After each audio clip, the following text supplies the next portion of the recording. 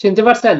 1992 সালের বাবরি মসজিদ ভাঙার এই দৃশ্যটা একটু দেখি, তারপরে বলবো।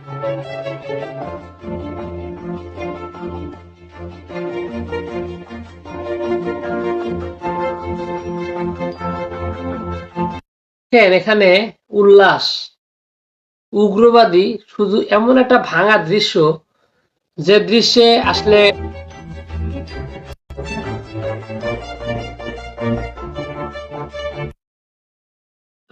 আমি একটু কথা বলবো। আচ্ছা, এখানে এই যে মসজিদটা ভাঙা হচ্ছে, এখানে কিন্তু আপনারা দেখতে পাবেন যেখানে কিন্তু সবগুলো হলো রাষ্ট্রীয় মদত। তৎকালীন সময় যারা প্রধানমন্ত্রী ছিল বা বিজেপি সরকারের যে ক্ষমতায় ছিল, তাদেরই সরাসরি হস্তক্ষেপে এই মসজিদটি ভাঙা হয়। 400 বছরের পুরাতন মসজিদ, সম্রাট বাবরের নামে সেই বাবরি মসজিদ। সেই ভাঙার সেই সময়কার দেখেন এখানকার অবস্থাটা। শুধু তাই নয়, আমি আরেকটা এই বাবরি মসজিদ 1992 সাল থেকে ভাঙা শুরু, এবং এটা শেষ হয়ে থেমেছে কোথায়? সেটাও দেখি, চলেন সেটাও একটু দেখি কোথায় গিয়ে থেমেছে। এটা থেমেছে, এটা কি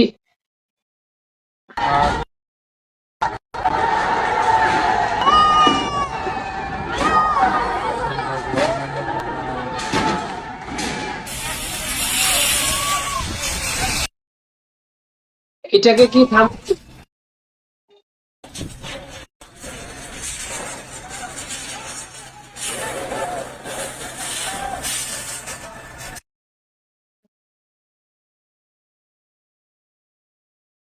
বাবরি মসজিদ ভাঙার পর থেকে আবার দেখেন মসজিদের যে গম্বুজ, সেই গম্বুজে হিন্দুদের পতাকা উঠতেছে। দৃশ্যটা ভারতের, বাংলাদেশে না, ভারত। এরা একের পর এক মসজিদ ভাঙা, শুধু মসজিদ ভাঙা না, আমরা তাবরেজ আনসারির কথা শুনেছি না, গরুর মাংস খাওয়ার অপরাধে 3 দিন যাবত তাকে পিটিয়ে পিটিয়ে তিলে তিলে হত্যা করেছিল। ভারতের সেই ভারতে মুসলমানদেরকে, তাদেরকে তৃতীয় শ্রেণীর নাগরিক করা হয়েছে।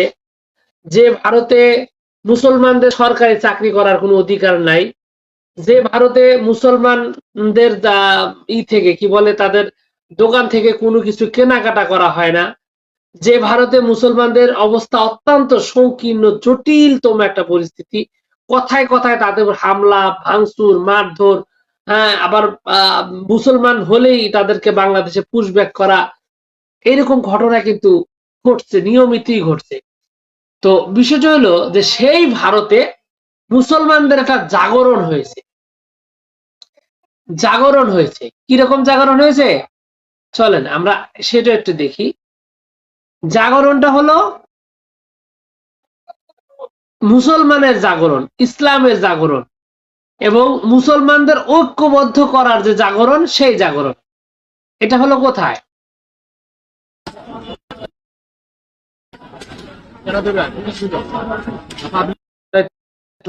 জায়গায় দেখাচ্ছিলাম ভিডিওটা, আমরা অন্যথাটা দেখাতে যাচ্ছি। যদিও এটা বাংলাদেশেরই একটা সেম চিত্র, তবে একটু ভিন্ন ভাবে আমি একটু দেখাতে চাই। সেটা হলো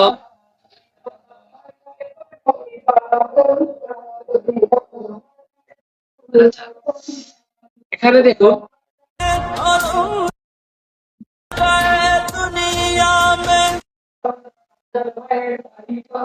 আচ্ছা, এখানে নতুন বাবরি মসজিদ তৈরি হতে যাচ্ছে।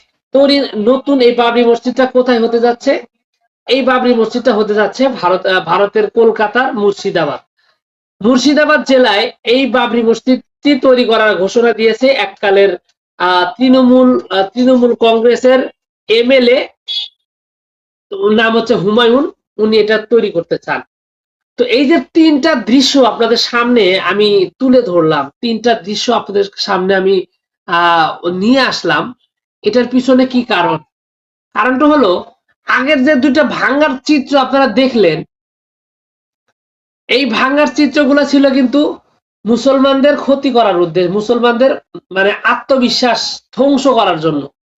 আর পরের যে ভিডিওটা আপনি দেখলেন, পরেরটা কিন্তু মুসলমানদের আত্মবিশ্বাস সামনে আনার জন্য, মুসলমানদেরকে মানে তারা যে আসলে জাতি, তারা কিছু যে করতে পারে, তারা যে ঐক্যবদ্ধ হতে পারে, সেই বিষয়টাই সামনে কিন্তু এখানে চলে আসছে।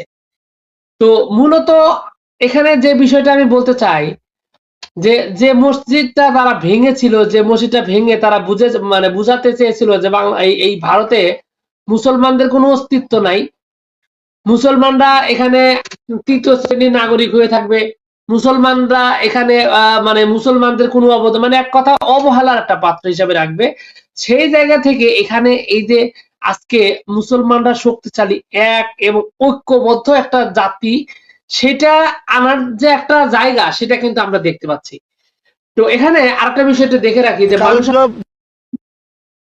যেটা অনলাইনে মুসলমানরা এক এবং ঐক্যবদ্ধ, ভারতীয় মুসলমানরা যে এক হয়েছে এই বাবরি মসজিদের ছাতার নিচে, এই হুমায়ুনের ডাকে, এবং সেটা কতটা হয়েছে, কতটা উপকার করেছে মুসলমানদের, সেটা এই বাবরি মসজিদ ভাঙার পরে ছন্ন ছাড়া মুসলমানদের একত্রিত হওয়ার যে প্রভাব, সেটা কতটা, সেটা একটু বুঝি। চলেন আমরা একটু আরেকটা ভিডিও দেখবো।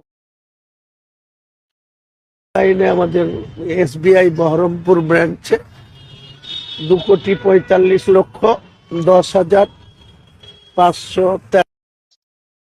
চিন্তা করেন, ভারতের এই কলকাতার এই বহরমপুর যে জায়গাটা আছে, এই জায়গাটা ব্রাঞ্চেই মাত্র 2 কোটি টাকা, মানে এই একটা ব্রাঞ্চে 2 কোটি টাকার উপরে জমা পড়েছে। মানুষ, সাধারণ মানুষ তাদের এই টাকা দিয়েছে। আচ্ছা চলেন আরো শুনি মানুষ কতটা এগিয়েছে। 13 টাকা। আর যেটা মানে আমাদের ওই মুক্ত হস্তে দান করুন বলে বাক্স রাখা হয়েছিল ট্যাঙ্কি, সেখানে 12টা ট্যাঙ্কিতে ওই 10 টাকা নোট, 20 টাকা নোট, 50 টাকা নোট, 100 টাকা নোট, 200 টাকা নোট, 500 টাকা নোট, সেটা কাল অব্দি, সন্ধ্যা অব্দি যেটা কাউন্ট করে পাওয়া গেছে, সেটাতে আপনার 67,75,500। হিউজ সংখ্যা। এটা হলো ওই স্থানীয় ওই জায়গায়, বাবরি মসজিদের জায়গায় দান বাক্স রেখেছে 67 লক্ষ টাকা প্লাস। মানুষের ভালোবাসাটা দেখতে পেয়েছেন? চলেন আরো শুনি, এখানে কিন্তু শেষ না, আরো আছে। 500 কত টাকা মেটেরিয়াল, প্রায় 2 লক্ষ ইট হয়ে গেছে। পাথর, বালি, ইট সমস্ত মানুষ দিচ্ছে। আমার মনে হয় কাতার থেকে, সৌদি আরব থেকে, আরব আমিরশাহী থেকে এবং বাংলাদেশ থেকে এখন পর্যন্ত আমার সাথে যোগাযোগ করা হয়। খেয়াল করেন, শুধুমাত্র কিন্তু ভারত থেকে দিচ্ছে তা কিন্তু না, বাংলাদেশ থেকেও টাকা যাচ্ছে, আরবের মধ্যপ্রাচ্যের যে দেশগুলো সেখান থেকেও আসতেছে। আমি সর্বশেষ যে সংবাদটা আমি পেয়েছি, এটা হলো সমগ্র ভারত থেকেই প্রত্যেকটা রাজ্য থেকে টাকা পাঠানো হচ্ছে। তো এখন এই যে ঐক্যবদ্ধ যে মুসলমান, এই ঐক্যবদ্ধ মুসলমান কতটা শক্তিশালী, এটা একটা ইঙ্গিত হিসাবে দেখা যাচ্ছে। কারণ এই ঐক্যবদ্ধ মুসলমানদের দেখে ইতিমধ্যেই ভারতের যে মানে এই যে উগ্রবাদী সরকার যারা ক্ষমতায় রয়েছে, তাদের কলিজায় হাড় কাঁপাকাঁপি শুরু হয়ে গেছে। কারণ একজন মুসলমান তার ইমানি শক্তিতে কতটা শক্তিশালী, এটা কিন্তু এই অমুসলিমরা জানে। এই উগ্রবাদীরা, আমি অমুসলিম কথাটা বলতে চাইনি, আমি বলতে চাচ্ছি উগ্রবাদীরা, কারণ ধর্ম উগ্রবাদী শেখায় না, যারা উগ্র তারা উগ্র, তাদের উদ্দেশ্য করেই আমি বলতে চাচ্ছি। তো এই উগ্রবাদীরা, এই উগ্রবাদী ক্ষমতাসীনদের কলিজায় কাঁপন ধরে গেছে মুসলমানদের এটা দেখে। তো মুসলমানরা আসলে সারা জীবন সহ্য করে না কখনো। মুসলমানরা সহিষ্ণু, তারা বিভিন্ন ধরনের সমস্যা তারা শুনে, শুনতে শুনতে শুনতে শুনতে শুনতে শুনতে একটা পর্যায়ে তার মধ্যে কিন্তু পরিবর্তন আসে, এবং সেই পরিবর্তনটা এমন পরিবর্তন, পুরা সমাজ ব্যবস্থাকে মানে পরিবর্তন করে দেয়, পুরা রাষ্ট্রকে পরিবর্তন করে দেয়, সমস্ত কিছু পরিবর্তন করে দেয়।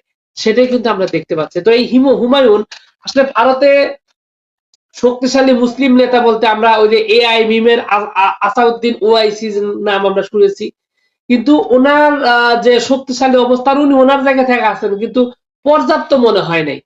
এছাড়া আমরা দেওবন্দের কথা শুনেছি, কিন্তু দেওবন্দকে আমরা কোনোদিন বিজেপি সরকারের বিরুদ্ধে শক্তিশালী অবস্থান আমরা দেখি নাই। তো ওখানে মুসলমানদের বিরুদ্ধে বিভিন্ন আইন টাইন হচ্ছে, এই সমস্ত কোনো কিছু একদম যে অ্যাক্টিং একটা লিডার, সেই লিডারটা আমরা দেখতে পাইনি। তবে সেই অ্যাক্টিং অবিসংবিধিত, কি বলে এটাকে, মানে একদম নিরঙ্কুশ একজন নেতা, সেই নেতা হিসেবে এই হুমায়ুন কিন্তু ইতিমধ্যে দাঁড়িয়ে গেছে, এবং তাকে দল মত নির্বিশেষে সবাই ভালোবাসতে শুরু করেছে এবং সর্বশেষ যে তার অবস্থা, সর্বশেষ যা কন্ডিশন আমরা যা দেখতে পাচ্ছি, শুধু অর্থ না, সব কিছুতেই কিন্তু তিনি করা হয়েছে। বিশাল রকমের একটা মানে সাপোর্ট পাচ্ছেন এবং সে দেশের মুসলমানরা তার পাশে একটানা তার পিছনে মানে তার পাশে দাঁড়াচ্ছে, যে কোনো সাহায্য সহযোগিতা তার সাথে আছে। মানে বলা চলে যে মানে মুসলমানদের যে এই যে ঐক্যবদ্ধ যে হওয়ার যে প্রচেষ্টাটা, সেটা কিন্তু খুব ভালো রকমেরই হয়েছে। আর এটা নিয়ে কিন্তু সাথে আর্জেন্টিনাকে আচ্ছা, সেটা আমরা একটু একটু একটু দেখাতে যাচ্ছি। সেটা হলো যে ওরা কি পরিমাণ আতঙ্কিত, কি পরিমাণ ভীত এই উগ্রবাদীরা, সেটার একটা একটা চিত্র আমি আপনাদেরকে একটু দেখাতে যাচ্ছি। সেটা হলো, আমরা একটু দেখাতে যাচ্ছি আপনাদের যে সেখানে কি অবস্থা হচ্ছে।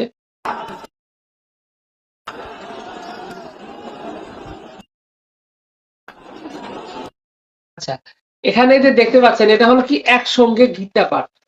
মানে ওইখানে যে মুসলমানদের যে একটা প্রতিষ্ঠান তৈরি হচ্ছে, এটা দেখে তারা আতঙ্কিত, এই উগ্রবাদীরা। তো এই আতঙ্কিত থেকে নিজেদের সাহস ফিরানো, মানুষ যখন ভয় পায় তখন কিন্তু জোরে জোরে চিল্লায়। তো মুসলমানদের এই ঐক্যবদ্ধতা দেখে ওরা আতঙ্কিত হয়ে কলকাতায় তারা এই ধর্মের নামে এই আরেকটা তারা মানে বলা চলে যে মুসলমানদেরকে একটা ভয় দেখানোর একটা প্রচেষ্টা তারা করেছে, কিন্তু বাস্তবিকভাবে কি সেটা হয়েছে? সেটা কিন্তু হয়নি। তো এই যে ঐক্যবদ্ধ হওয়া, ভারতীয় মুসলমানদের একত্রিত হওয়া, এগুলা কিন্তু আসলে এই মুহূর্তে প্রয়োজন ছিল।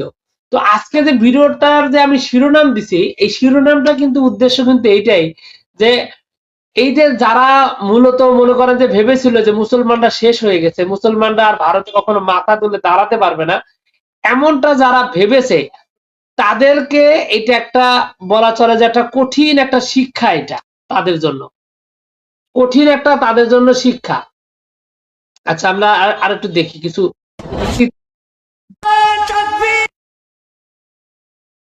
এখানে দেখেন কি পরিমাণ মানুষ, এই যে ওই যে মানে এক কথাতে এটাকে কাউন্টার দেওয়ার জন্য কিন্তু ওই গীতা পাঠ নামক একটা প্রোগ্রাম তারা করেছিল কলকাতায়। তো সেই জায়গায় মুসলমানদের উপস্থিতি, মুসলমানদের এখানকার দেখেন লোকের অবস্থা, কেউ বলে 4 লাখ 5 লাখ এরকম লোক বলতেছে। যদিও এখানে কেউ অনেকে আছেন তারা এসে দান করে আবার চলে যাচ্ছেন, এরকম যদি হিসাব করা হয় তাহলে কত সংখ্যক লোক এখানে আছে তার কোনো আসলে হিসাব মানে বের করা সম্ভব না। তো এই যে মসজিদটা, এই মসজিদটা এখানে কিন্তু যদি মানে এখানে যেভাবে উদ্যোগ নেওয়া হয়েছে সেটা যদি হয়ে যায়, তাহলে কিন্তু মুসলমানদের যে এই যে ঐক্যবদ্ধ এবং এই যে মনোবল যে ভেঙে গেছে মুসলমানদের, সেই মনোবলটা কিন্তু খুব ভালোভাবে ফিরে আসবে এবং এটা আগামী পক্ষে থাকে, তাহলে মুসলমানদের বিজয় ঠেকায় কে? আচ্ছা, আমরা একটু দেখতে পারছেন কোর্ট থেকে রায় নিয়ে বাবরি মসজিদ তৈরি করার কাজ শুরু হয়ে গেছে। এই যে আত্মবিশ্বাসকে ধ্বংস করে দেওয়া হয়েছিল দিল্লি দাঙ্গা করে, তারপরে এই যে আপনার গুজরাটের দাঙ্গা করে, তারপরে বাবরি মসজিদ ভেঙে দিয়ে, এই যে একের পর এক মানে মুসলমানদের উপর ক্র্যাকডাউন করে, নিপীড়ন করে, নির্যাতন করে, এই যে মানে ধ্বংস করে দেওয়া হয়েছিল মুসলমানদের একদম মনোবল, সেই জায়গাটা কিন্তু খুব ভালোভাবে কিন্তু ফিরে আসতে শুরু করেছে এই বাবরি মসজিদের মাধ্যমে। আমি মনে করি যে এটা একটা বিশাল বড় একটা অপরচুনিটি মুসলমানদের এক হওয়ার জন্য, এবং এই কাজটা করার মাধ্যমে হুমায়ুন যে কাজটা করেছেন, মুসলমানদের এক করেছেন। উনি কোন রাজনীতি করেন কি করেন সেটা বিষয় না, তবে মুসলমানরা যে এখানে অসহায় নয়, তারা যে ঐক্যবদ্ধ, তারা যে ছন্ন ছাড়া নয়, এই বিষয়টা কিন্তু এখানে আবারও প্রকাশ পেয়েছে। এবং এই মসজিদটা যদি ঠিকঠাক মতো শেষ পর্যন্ত যদি হয়, তাহলে কিন্তু এখানে একটা বড় একটা ব্যাপার হবে, মুসলমানদের আত্মবিশ্বাসটা ফিরে আসবে এবং ভারতে মুসলমানদের অবস্থান আরো সুদৃঢ় হবে, আরো শক্তিশালী হবে এবং তারা কিন্তু ইউনাইটেড হতে পারবে। তো সবকিছু মিলিয়ে বলা চলে যে এই বাবরি মসজিদটা হওয়া এই মুহূর্তে মুসলমানদের জন্য অনেক বড় একটা ব্যাপার এবং এটা বিশাল একটা মানে আমি বলবো যতটা না মসজিদ, তার চাইতে বড় কথা হলো এখানে মুসলমানরা ঐক্যবদ্ধ, এক এবং তারা সঙ্ঘবদ্ধ।